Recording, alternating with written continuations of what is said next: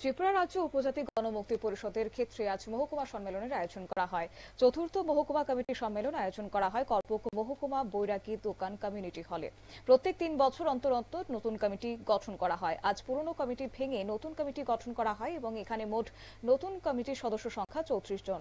সম্পাদক মণ্ডলীর সদস্য 11 জন এবং এই কমিটিতে সভাপতি আরশি মক এবং সম্পাদক ফুলচন্দ্র ত্রিপুরা সহ অন্যান্যরাও শামিল ছিলেন। অবশ্য এই ক্ষেত্রে উপস্থিত ছিলেন বিরোধী দলনেতা জিতেন্দ্র চৌধুরী। কি বললেন তিনি শুনুন।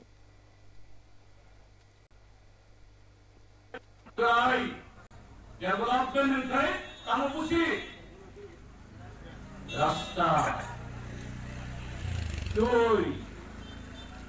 কারেন্ট, হাসপাতাল, স্কুল, কলেজ,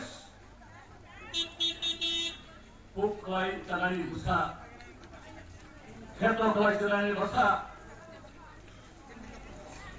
বরমনগর সামন্ত চালানি ঘষা,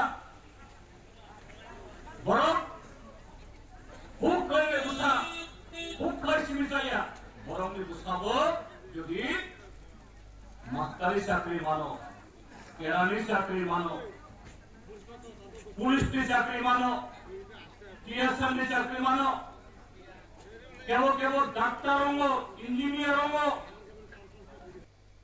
এদিন সম্মেলনের পরে বৈরাগী দোকানে বাজার সভার আয়োজন করা হয়। অবশ্য আজ জিতেন্দ্র চৌধুরী ছাড়াও উপস্থিত ছিলেন গোমতী জেলা সম্পাদক পরিমল দেবনাথ। সেই সঙ্গে উপস্থিত ছিলেন জিএমপি রাজ্য কমিটির সম্পাদক নরেশ জমাতিয়া সহ প্রাক্তন বিধায়ক প্রিয়মণি দেববর্মা এবং এছাড়াও কর্পক মহকুমা সিপিআইএম পার্টি মহকুমা কমিটির সম্পাদক মহেন্দ্র রিয়াং সহ অন্যান্যরা।